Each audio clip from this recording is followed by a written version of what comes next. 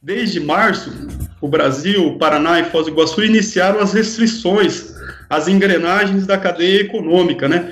Praticamente todos os setores começaram a amargar prejuízos, né? Esse distanciamento social necessário veio acompanhado todo o efeito econômico social que a gente tem sentido. Então, na base da pirâmide social, nós temos dezenas de categorias que continuam sem trabalho e sem acesso a auxílios emergenciais oferecidos pelos governos e sem políticas públicas também para dar tratamento e suporte a essas pessoas que estão impossibilitadas de exercer as suas atividades justamente por esse esforço coletivo de contenção da Covid-19. São principalmente trabalhadores informais, profissionais autônomos e microempreendedores individuais os que mais sofrem neste momento, Moacir. Mas para falar sobre essa realidade, a gente vai conversar com 3 representantes dessas categorias que são diretamente atingida pelos problemas econômicos e sociais causados pela pandemia de Covid-19. Então, nós anunciamos no início, a gente tem a Virgínia, que é a representante dos guias de turismo aqui de Foz do Iguaçu, o Fernando Peloy Pina, o Magno, bastante conhecido aqui no meio cultural da cidade, ele que é músico, e o Jerônimo Centurion, que representa a categoria dos motoristas de transportes por aplicativo, transporte remunerado privado no município. Então, a gente, para organizar essa conversa com os 3 aqui, Moacir, nós vamos iniciar fazendo uma radiografia de cada profissão, começando pelo básico. Uma pergunta para os 3, então. Vocês estão conseguindo trabalhar e obter a renda? Quais são as principais dificuldades de cada atividade neste momento? Eu vou começar perguntando com a Virgínia, que é a representante feminina aqui na nossa roda de conversa. Bom dia, Virgínia. Bom dia, tudo bem? Tudo bem, obrigado por participar. Regina, obrigada pelo convite. Legal. Virgínia, fala pra gente, os guias de turismo de Foz do Iguaçu estão conseguindo exercer de algum modo a sua profissão? Como estão fazendo para obter renda? Como estão fazendo para manter o sustento de suas famílias aqui em Foz do Iguaçu, Virgínia?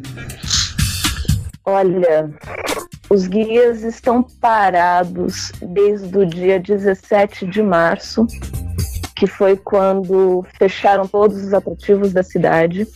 Foi quando efetivamente começou o isolamento social aqui em Foz, né? Não diria um lockdown, mas foi um isolamento social que iniciou. E desde então, a nossa renda é totalmente zero. Algum que outro colega tem conseguido se manter mínimo com venda de alimentos, começaram a vender pizza e outras coisas, mas não o suficiente para sustentar uma família, e isso eu estou falando assim, de 900 colegas, são 5 ou 6 que conseguiram encontrar alguma outra forma para tentar ter algum tipo de renda no momento, mas de forma geral, falando em relação a todos os guias ou todos os trabalhadores do turismo, a nossa renda no momento é completamente zero. São 60 dias sem absolutamente nada de renda e nenhum tipo de auxílio. Legal, obrigado, Virgínia. Então, lembrando que só entre profissionais registrados junto ao município na Secretaria da Fazenda são 600 guias autônomos que trabalham em Foz do Iguaçu. E claro que esse número sobe ainda mais se a gente considerar aqueles que não estão cadastrados. Vou passar aqui para o Magnum, o Fernando Peloy Pina, que é músico e que trabalha em bares, em eventos, em shows, em eventos culturais. Vou repetir a mesma pergunta. Você como músico, e aí fazendo um retrato de toda a sua categoria de músicos de Foz do Iguaçu, como está a situação econômica neste momento, Magnum? Bom dia, seja bem-vindo ao programa. Bom dia a todos aí, obrigado mais uma vez pelo convite. Então, nós estamos parados, na verdade, desde o dia 11 de março, né? Alguns músicos têm feito lives e tal, solidárias, mas em termos de renda mesmo, para você sustentar a sua família, tá zero, né? Todo mundo está procurando outros meios alternativos para ter uma renda, né? mas assim, tá totalmente parado, né? Até porque qualquer tipo de música que incentive a aglomeração pode até gerar um problema muito maior, né? Porque digamos que algum bar faça algum evento ou alguma coisa referente que chame a atenção do público para que saia da quarentena, complica, né? Então, assim, não é nem pelo preconceito do artista em si, mas sim devido ao isolamento. Então não existe condições alguma de qualquer casa noturna ter música ao vivo hoje devido ao isolamento.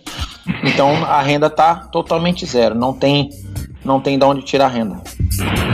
Legal, obrigado. Jerônimo Centurion, para a categoria dos motoristas do transporte remunerado privado individual de passageiros, os transportes aí por aplicativo, é diferente essa realidade, né? O Fernando colocou, a Virgínia colocou, não há renda para essas duas categorias, de músicos e guias.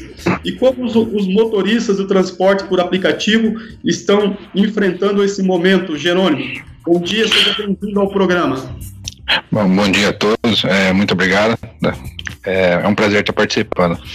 Então, na verdade, o que acontece é que no começo, quando a gente teve o primeiro contato com a mídia e tudo, nós passávamos por um momento de afirmação de mercado, de estabilização do serviço, de como funcionaria e tudo mais, e hoje, junto com a mudança das leis, com tudo que veio, junto com essa pandemia, com esse estado de sítio que veio, trouxe o outro lado da moeda de trabalhar com esse tipo de mercado. O que acontecia é que antes a gente tinha uma configuração de motoristas que 50% trabalhava como segunda fonte de renda e os outros 50% trabalhavam como a principal fonte de renda. E o que acontece hoje é que quase que 100% ou até mais, digamos, levando em consideração a grande entrada de pessoas que agora estão, pela falta de emprego, estão procurando a atividade, pelo certo nível de sensação, essa é uma falsa sensação de informalidade, de uma forma mais fácil de conseguir um trabalho, acabaram superlotando o sistema. Então o que acontece hoje é que, além de ter mais pessoas trabalhando com o aplicativo, tem muito menos corrida, porque a gente não tem menos pessoas indo para o trabalho, tem menos pessoas, não existe aula, então a movimentação das pessoas acabou quase que cessando. Então, tendo uma menor procura e uma muito maior disponibilidade de serviço, isso faz com que as corridas sejam quase que inexistentes. Então, hoje o motorista de aplicativo, ele está procurando outras coisas, ele está sendo cada dia que passa, cada vez mais forçado a procurar uma segunda, terceira, quarta, quinta fonte de renda, porque realmente está bem complicado. Tá legal. Obrigado, Centurion. Eu vou voltar com a Virgínia para falar sobre os guias que tiveram nessa semana uma reunião com prefeitos e vereadores, já que eles estão, como ela disse mesmo, com as atividades paralisadas há 2 meses. Eles pedem, os guias de turismo de Foz do Iguaçu, que são vitais nessa cadeia do turismo iguaçuense, porque são eles que conduzem nossos visitantes aí aos atrativos, hotéis, gastronomia, etc. Estão sem poder trabalhar há 2 meses e tiveram uma reunião com o prefeito e vereadores. Eles pedem a instituição de um auxílio emergencial de um salário mínimo enquanto durar essa restrição aí ao trabalho e fizeram essa solicitação formalmente aí nessa reunião com vereadores e prefeitos. Virgínia, como é que foi o resultado desse encontro? Teve algum retorno prático dessa reunião entre vocês e as autoridades públicas aqui de Foz? Puxa, gente, isso é uma questão que tem mudado a cada dia, sabe? Todo dia a gente tem uma situação nova e uma resposta diferente. Então, terça-feira, nós tivemos esse encontro entre prefeito, vereadores e um representante de cada um de nós. Fomos muito bem recebidos pela Casa de Leis e o prefeito escutou as necessidades, né? E foi trazido à tona nessa terça-feira, nossa, mas são tantos informais na cidade, por que auxiliar só ao guia? E a gente trouxe à tona também a justificativa, não que nós não sejamos sensíveis a outros profissionais, outros informais, mas o guia saiu, onde vocês tentam agora ser da base da economia, né? O guia saiu de uma posição para uma outra posição, bem na base da economia, em questão de dias. Como somos informais numa economia sazonal, a gente não teve tempo de se prever, de ter uma poupança, porque pegou todo mundo de surpresa. E por termos saído de um patamar social para uma outra posição, a gente não se enquadra hoje no momento em nenhum ponto que possa ter algum auxílio do governo federal. A maioria dos guias não consegue receber o auxílio emergencial de R$500. Surgiu uma opção de um crédito. A maioria dos guias não se encaixa na burocracia necessária para a retirada desse crédito.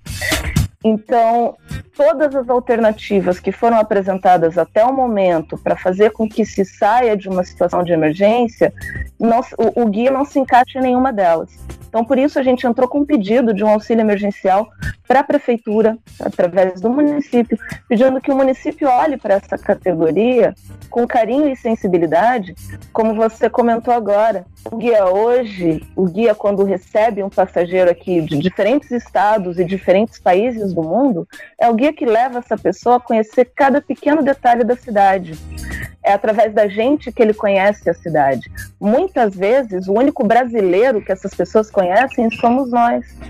Então, eles vão embora daqui carregando imagem Cataratas, Foz do Iguaçu, incrível destino, mas junto com essa memória está a memória do guiazinho que levou ele em cada um desses pontos turísticos. Entendeu? Então, a gente tem uma importância grande, é um dos maiores marketings da cidade, é quem está em contato direto com essas pessoas. Voltando à pergunta que você me fez em relação a tudo que tem acontecido essa semana, na terça-feira nós tivemos esse primeiro encontro. A resposta do prefeito na terça-feira, na Câmara, para todos nós e para os vereadores, era que era necessário encontrar uma saída legal para que isso acontecesse, buscar uma legalidade. Segundo o prefeito, a dificuldade é o fato deste ser um ano eleitoral. Então, passamos por uma segunda fase, com reunião, com a parte jurídica, a Procuradoria-Geral do município, mais a parte jurídica da Câmara, mais um representante jurídico de cada uma das nossas classes. E o que a gente tem sentido é que a boa vontade vai mudando de acordo com os dias. Então, até sexta-feira a gente tinha um panorama, e um pouquinho antes da gente entrar nessa entrevista com vocês, aconteceu uma live do prefeito com o procurador-geral, e as palavras deles já mudaram completamente em relação a esse auxílio. O prefeito já coloca dificuldades, né? Não vou dizer impedimentos, mas dificuldades, voltando ao fato de ser um ano eleitoral. O procurador do município já coloca essas mesmas dificuldades. Então, toda a boa vontade que até terça-feira existia, hoje, no sábado, já mudou de panorama. Então, a gente tem essa sensação de que a gente não vai ter esse olhar sensível do município com o advento de ser um ano eleitoral. Aí eu volto à pergunta também, eu sei que isso vai chegar a público, né? Poxa vida, como eles esperam que essas pessoas sobrevivam, mais de 1.000 famílias, até que possam chegar a uma votação? A gente não tem como se encaixar em outros pontos do mercado de trabalho, porque o pós-pandemia vai trazer um impacto econômico em outros setores da economia. A gente não tem como migrar agora. Nenhum de nós tem como falar, olha, meu caso particular, sou professora, sou bióloga e sou guia de turismo. Eu não tenho como migrar nem para a parte da docência, porque eu sei que as escolas vão enfrentar problemas também. Eu não tenho como migrar para nenhum outro setor da economia, e assim como eu, outros colegas também não terão. A única saída que nós teríamos era que o poder público olhasse para a gente agora e falasse, não, peraí, isso não é uma ajuda, né? Isso é um auxílio emergencial, o próprio nome já diz, é uma emergência. Nós saímos de uma posição para outra em questão de dias e não temos nenhuma outra possibilidade de auxílio no momento, além do poder público. E é ele que a gente tem que procurar agora. Legal, Virgínia. Lembrando que a gente não está falando de um ano eleitoral qualquer. Nós não estamos na mesma realidade das últimas eleições, nós estamos num momento completamente excepcional. Se a lei eleitoral nos traz uma série de preocupações, e claro, o gestor público deve estar atento a elas, mas veja, nesse caso há uma preocupação bastante grande em relação a encontrar saídas jurídicas, legais, para o auxílio emergenciais a guias. Mas essa mesma preocupação haveria de se ter com a entrega de cestas básicas, também diretamente pela prefeitura, né? Estamos todos ligados a essa mesma lei eleitoral e essa mesma preocupação. O que me parece é que em relação aos guias, essa preocupação tem ficado maior do que em relação às outras. É um comentário olhando o movimento que vocês estão fazendo, bastante pertinente, bastante forte em defesa da categoria. Obrigado por tudo, já voltamos a falar. Diga, Alexandre. Paulo, dentro dessa opinião, posicionamento dos guias por meio da Virgínia, só para complementar isso que você falou, que também, né, sabemos que é um ano eleitoral, mas sabemos também que o município, o estado e o governo federal decretaram estado de calamidade e conseguiram, com isso, flexibilizar várias ações de compras e contratações, né? Você citou a compra de cestas básicas, mas existe dispensa de licitação, pregão de modo mais ágil para uma série de atividades, obviamente que ligadas à questão mais direta da saúde, né? De aquisições de produtos e insumos da saúde, mas como também temos essa questão que é tão importante quanto, que é a da sobrevivência das pessoas. Só pontuando, Paulo, segue o papo que estou ótimo, eu estou acompanhando aqui. Tá legal, importante contribuição, Alexandre. Agora a gente vai passar aqui para o outro segmento que vive as mesmas agruras aí, ou parecidas com as que a Virgínia narrou aí em relação aos guias, que é o meio cultural, e mais especificamente dos músicos. Os músicos vivem diretamente do seu trabalho, né? Vivem daquilo que produzem pontualmente. E com toda essa paralisação, como o Magnum pontuou na primeira participação deles, eles estão também impedidos de trabalhar. Eu vou perguntar para o Magnum. O Magnum, tem alguma movimentação, alguma proposta em termos de políticas públicas do município de Foz do Iguaçu para atender não apenas os músicos, mas também os profissionais do meio cultural, os artistas de forma geral, nesse momento excepcional da pandemia em que vocês estão sem poder trabalhar? E eu engato na mesma pergunta, com as lives que surgiram aí como possibilidades, as contribuições virtuais por meio dessas lives, elas têm ajudado a amenizar o problema enfrentado por vocês? Diga aí, Magnum. Então, respondendo a primeira pergunta, há mais ou menos um tempo atrás eu entrei diretamente em contato com a Fundação Cultural, né, para saber se tinha alguma política pública para que desse auxílio à cultura no geral, né, não só como músico, mas como dança, qualquer tipo de arte relacionada aí com a Fundação Cultural, né? Até o momento ele não tinha até o momento de agora não tivemos uma resposta referente a isso, né? Eu fiz algumas pesquisas pessoais e verifiquei que 2 estados do Brasil, Minas Gerais e o Mato Grosso, se eu não me engano, estão abrindo licitações ou chamamentos públicos para que os artistas façam os seus trabalhos online, né? Por Instagram, por qualquer rede social. Até o momento, no estado do Paraná, se eu não me engano, Maringá só conseguiu fazer esse chamamento e dar um suporte para os músicos e artistas em geral, entendeu? Aqui em Foz do Iguaçu, até agora, nós não tivemos nenhuma resposta, nem nada mesmo, assim, de política pública, né? E respondendo a segunda questão, olha, tem sido um trabalho voluntário, né? De várias casas aí, de vários estabelecimentos para fortalecer um pouco o setor também, mas na maioria das vezes essas lives são feitas para ajudar instituições, pessoas carentes e tal, e uma ou outra já para o setor de eventos, né? Então, assim, não seria algo rentável, na minha opinião, não é algo rentável, algo que você possa ter uma renda que seja mínima possível, né? Não existe essa possibilidade, né? A não ser que, como nós somos artistas de pequeno porte, para você ter um rendimento de uma rede social como o YouTube, você tem que ter milhões de seguidores, entendeu? Então seria a única oportunidade da gente ter uma renda extra como artista, mas isso daí depende muito de rede social, depende muito da quantidade de seguidores. Então eu acredito que para músicos locais aí estão sofrendo muito com isso aí, tá bem complicado mesmo. Legal. Lembrando, né, Magnum, que quando a pandemia começou, um dos primeiros setores a ter o orçamento restringido aqui em Foz do Iguaçu foi o da cultura, com o anúncio, né, da suspensão de 2 grandes eventos que acontecem todos os anos aqui em Foz do Iguaçu. Um deles é a Fartal, que envolve uma vulta de uma soma de dinheiros aí bastante razoável. Então, esses recursos poderiam estar sendo pensados para uma ajuda direta aos produtores, realizadores culturais e artistas de Foz do Iguaçu, né?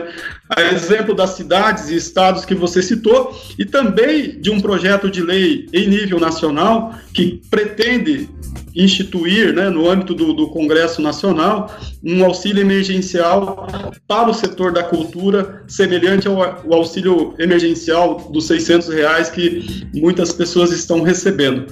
Voltamos a conversar logo mais, Magno, porque agora eu vou passar para o Jerônimo e vou perguntar para ele o seguinte: muitos motoristas de aplicativo teriam devolvidos carros alugados, carros comprados, inclusive os dados nacionais mostram, Jerônimo, que de 160 mil a 200 mil carros alugados teriam sido devolvidos por esses profissionais, por conta dessa queda da demanda. Além disso, temos os financiamentos de carros adquiridos por esses motoristas para o trabalho. Como é que está esse problema aqui em Foz do Iguaçu? Há devolução de carros, há problemas com financiamentos? Eu emendo também na mesma resposta, para depois a gente ir para o nosso primeiro intervalo. Vocês da associação estimavam que cerca de 30 mil passageiros diariamente utilizavam o serviço de transporte por aplicativo. Esse número caiu hoje para quanto? Diga aí, Jerônimo. Bom, então, vamos lá para a primeira pergunta. Na questão mais relativa das devoluções, isso, conversando com o pessoal das parcerias que a gente fez da associação com a Igufoz e com outras empresas também procuraram a gente viu que a devolução foi praticamente de 95%.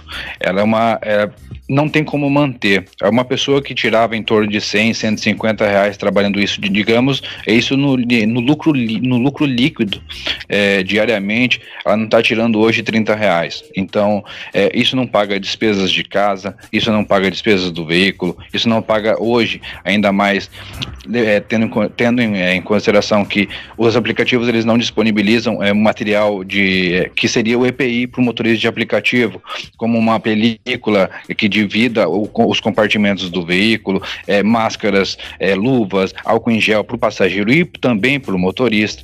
Então, e todos esses gastos acabam ficando direto para o motorista. Então, tudo isso é subtraído do lucro líquido. Então, hoje, o que acontece é que a nível de Brasil e a nível de mundo, a gente não está muito diferente de todas as cidades do mundo. Claro que a nossa realidade, nós estamos sendo afetados na nossa realidade, mas todo mundo inteiro está acontecendo a mesma coisa. Mas a nossa atividade, a gente entrou num vórtice assim muito violento. Hoje a pessoa que entra pro aplicativo, ela já não entra mais com aquele pensamento de que vai ser fácil conseguir R$100 por dia, não sei.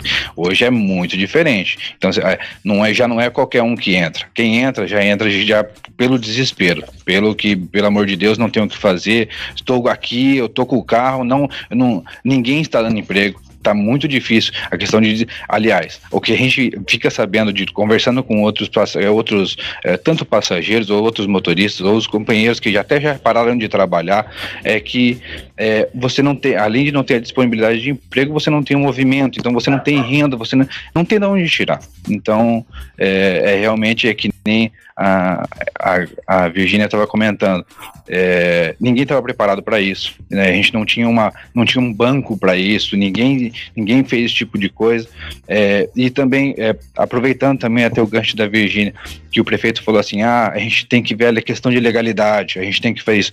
É claro, ninguém pensou que ia acontecer uma pandemia, ninguém se regulamenta isso, mas só que isso não pode ser uma desculpa de que o poder público se retire da decisão para falar assim, não, a gente não pode fazer isso porque é ano eleitoral. Sinceramente, a eleição a gente pode fazer no ano que vem, a gente pode fazer daqui 2, 3 anos. Isso não é uma questão de saúde, isso não é a questão de eleição, claro, é óbvio, a gente tem que ter uma regulamentação estrutural do Estado, a gente tem que ter isso, mas as nossas emergências são outras. A emergência do povo, que é os políticos são os representantes do povo, e o povo tem outras necessidades, não de ficar preocupado agora com voto, e sim de preocupar um com os outros. E na segunda pergunta, que seria na questão nossa, até me perdi. Sobre o número de passageiros, a associação tinha uma estimativa de 30 mil corridas diárias. Hoje vocês conseguem estimar essa quantidade? Sim, hoje a gente estima que no máximo, aliás, uma queda estimada de 85% a 95% do movimento. Isso levando em consideração a alta demanda de motoristas no mercado e a baixa procura de viagens nos aplicativos.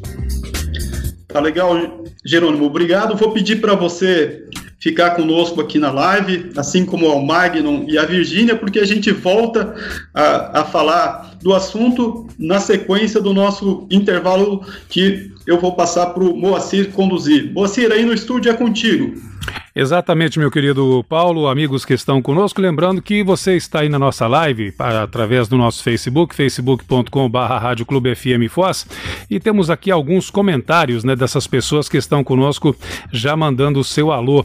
O Marcos Helder Câmara Fran, também o Gustavo Rojas, que está mandando um saludo especial, ele que é de Ciudad del Este, no Paraguai, os amigos da Liga Independente dos Guias de Turismo de Foz do Iguaçu, o Edio O Mar Schroeder dá os parabéns para o Alexandre e para o Paulo, dizendo que a Virgínia está dando o recado com os guias muito bem representados, e também o André Andion Ângulo. Passo de volta a bola para o Paulo Bogler, que está nesse bate-papo bem bacana com o pessoal aí do turismo, lembrando que o André Andion está no Rio de Janeiro e manda um abraço especial para os colegas e amigos aqui de Foz do Iguaçu.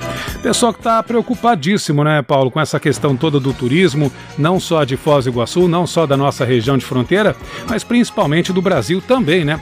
Brasil que é caracterizado pela sua economia forte, mas o turismo é um dos alicerces dessa economia, não é isso? Não é isso? Isso mesmo, atividades interligadas, né, Moacir?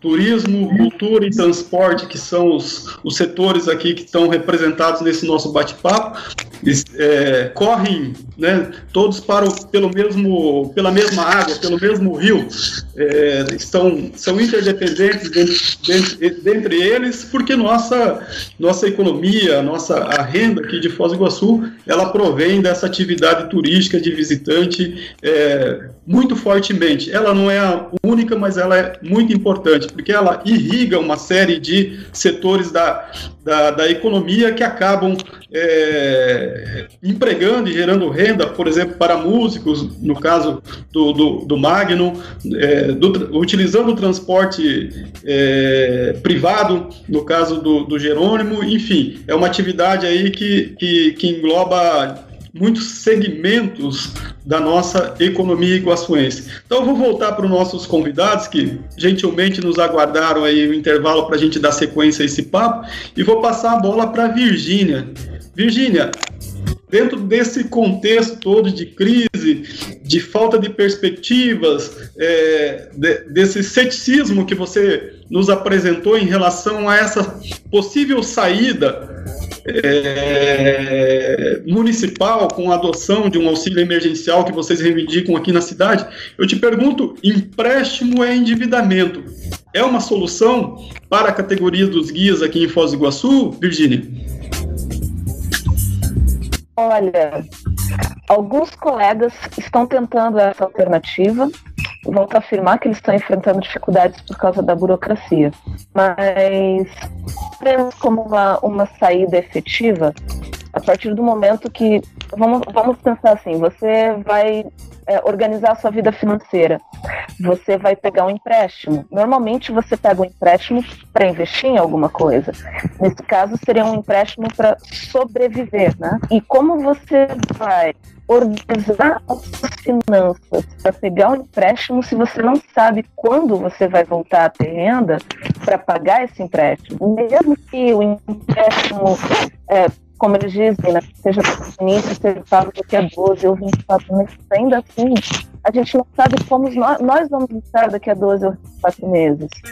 Porque até a gente gosta de ser otimista, mas a realidade do momento é que nós não temos perspectiva nenhuma de retorno de renda, nem perspectiva nenhuma de nos encaixarmos em algum outro ponto da cadeia econômica.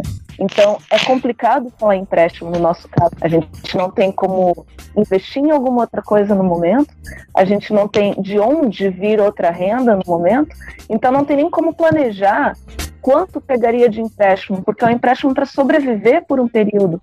Como que eu vou estar daqui a 12 meses? Como que eu vou estar daqui a 24 meses se eu estou sem trabalho? É muito complicado o crédito. Legal. Magno, para os músicos, para os artistas de Foz do Iguaçu, nós notamos assim que as políticas para a cultura em Foz do Iguaçu, elas são sempre ligadas a eventos, né? Que começam, terminam, não são políticas permanentes de apoio, de fomento à categoria.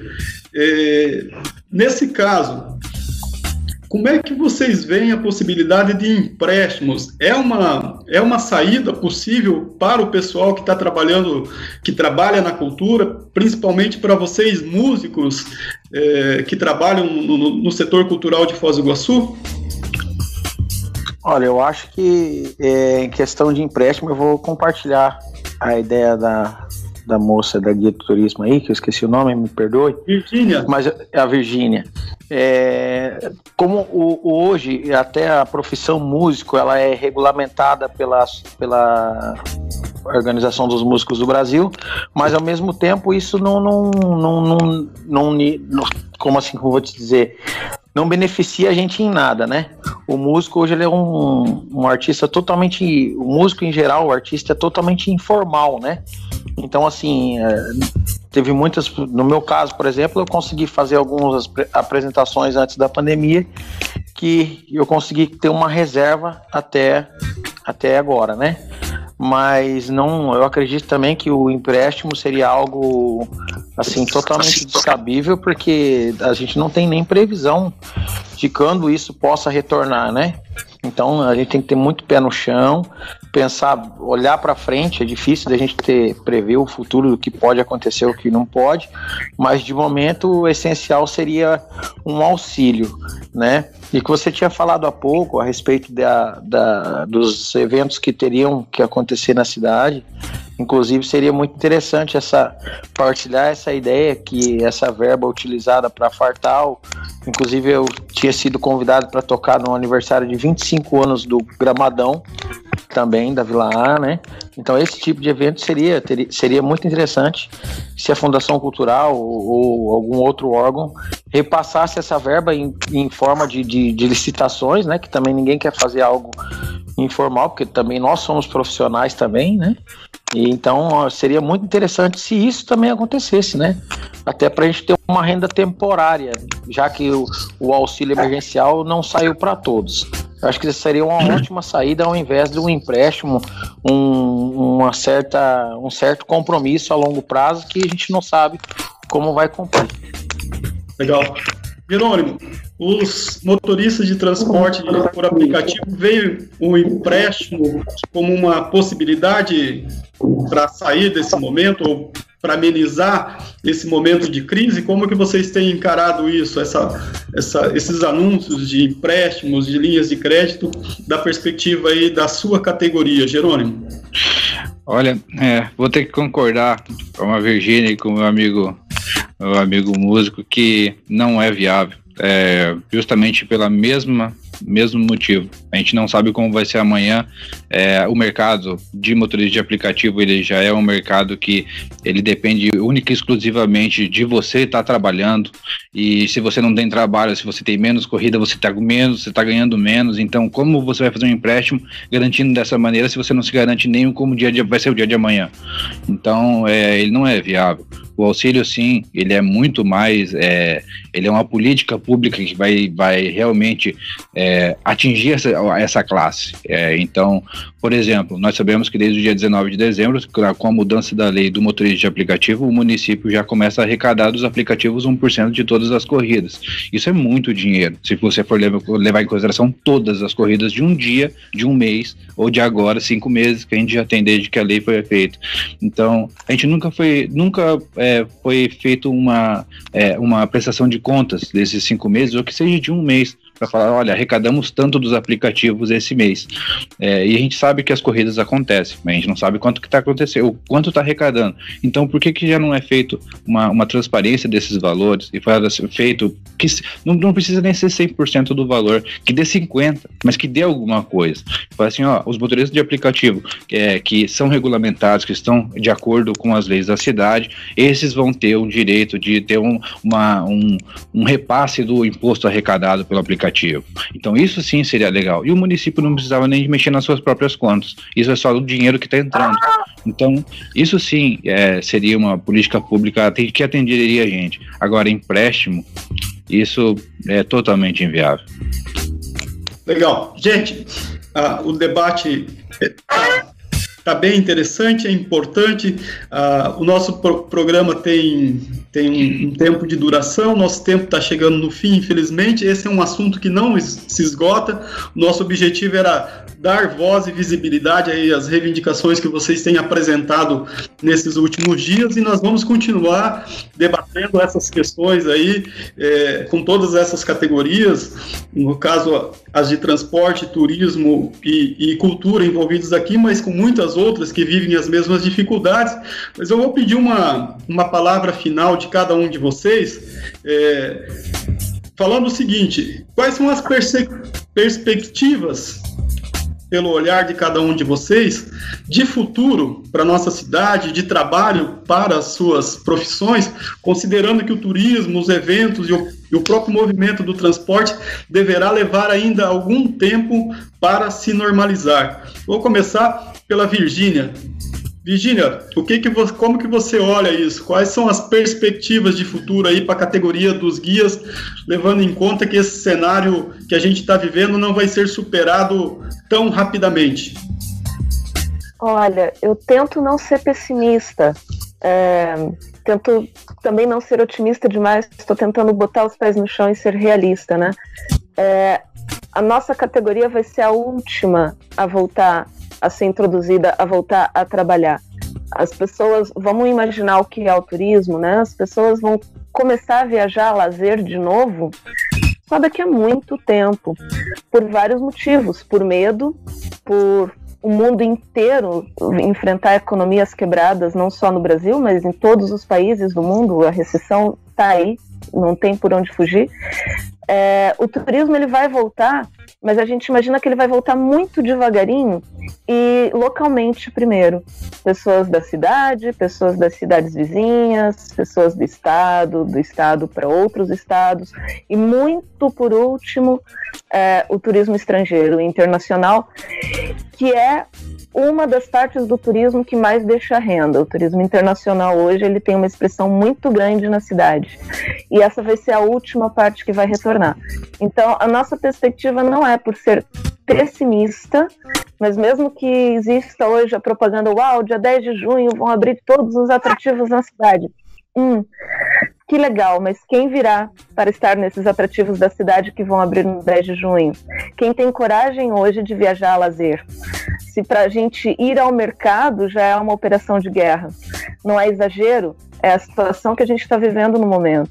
Então, se para a gente fazer uma coisa tão corriqueira como fazer compras para sua casa já é uma situação que te coloca numa posição de insegurança, imagina viajar a lazer. Então a gente vê que essa vai ser a última engrenagem que realmente vai voltar a funcionar, E só vou deixar aqui uma coisinha, eu já sei que está terminando, só para não me alongar muito. Quando a gente fala em pedir esse auxílio, não só os guias, como os meus colegas que estão aqui participando dessa entrevista também, nós não dizemos, estamos pedindo um favor ao poder público. Nós pagamos impostos, como o colega bem colocou agora em relação aos motoristas do aplicativo. Todos nós pagamos impostos. Em toda a economia, em todos os países do mundo, os governos muito sérios, eles levam isso em consideração. O imposto é um dinheiro que você paga para que o governo te devolva isso de alguma forma. Em assistência de saúde, em educação, como for. E nesse momento, a gente não está pedindo, por favor, isso é um favor que você nos faz. Não, isso é uma obrigação do Estado, olhar pelo cidadão. Então a gente não está pedindo favor, a gente está pedindo que se cumpra uma das obrigações do Estado, que é olhar pelo cidadão. É uma emergência. Isso deveria ser uma das primeiras coisas a serem feitas. Garantir que essas pessoas tenham uma subsistência mínima e digna. Legal. Obrigado pela participação, Virgínia. Muito pertinente suas colocações aqui. Parabéns e força aí nessa empreitada de vocês.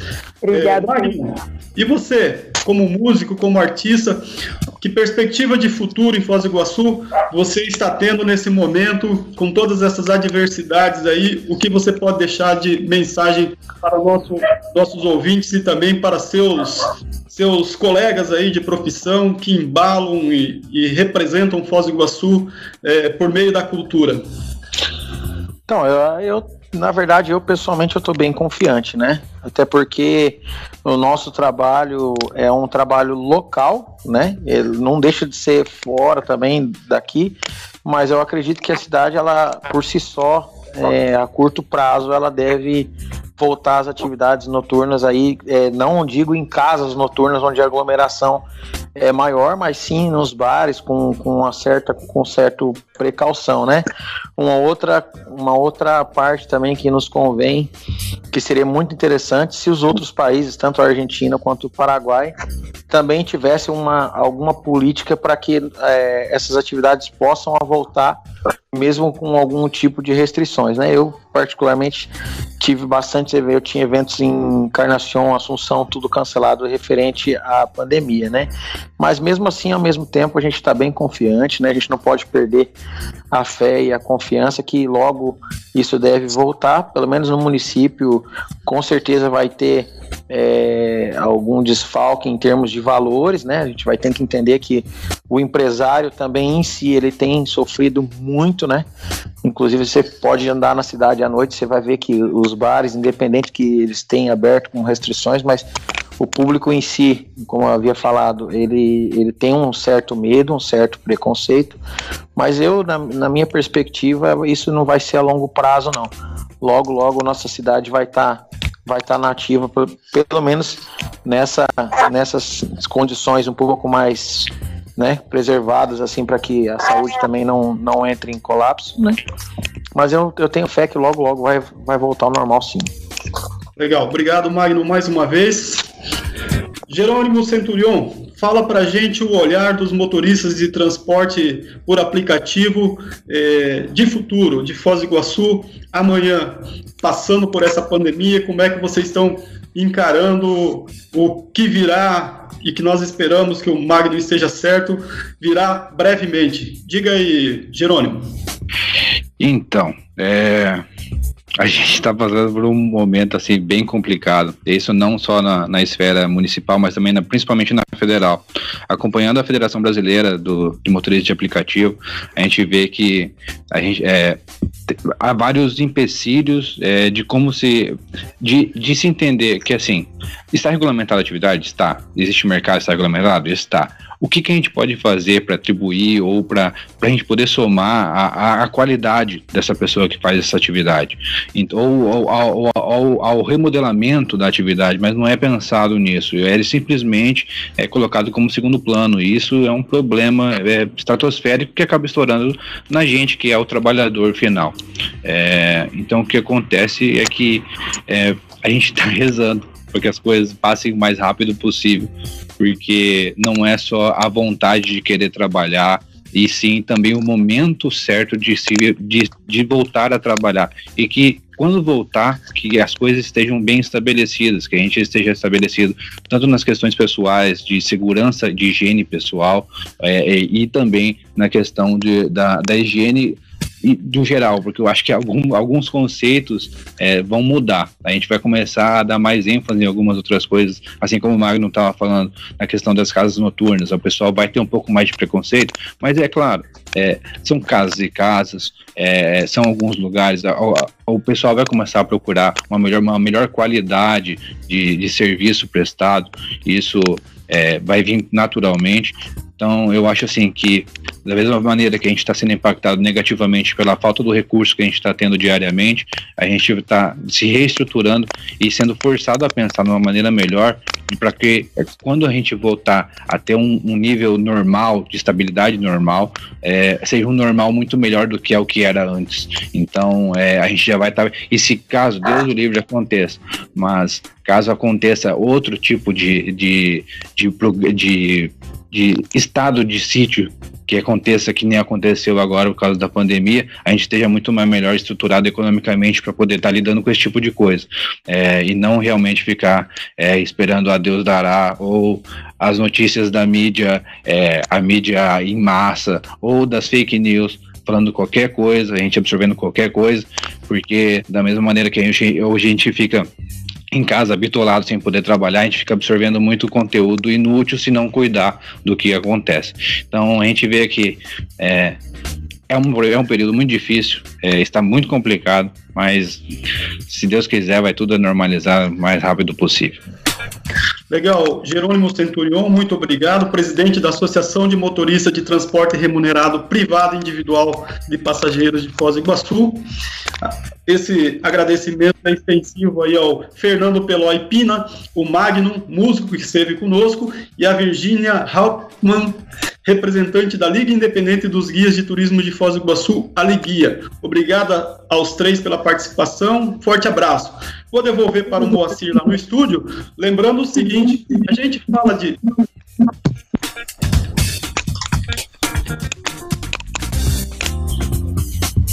Muito bem, voltamos aqui do estúdio com a nossa transmissão nessa manhã de sábado, dia 23 de maio, agradecendo as pessoas que estiveram conosco lá, que estão conosco também através aí da nossa live no Facebook. São muitos comentários, né? Envolvendo o turismo sempre há muitos comentários, e eu quero agradecer ao Guilherme Tel Laurino, que está dizendo aí que sempre o pessoal do turismo está bem disposto.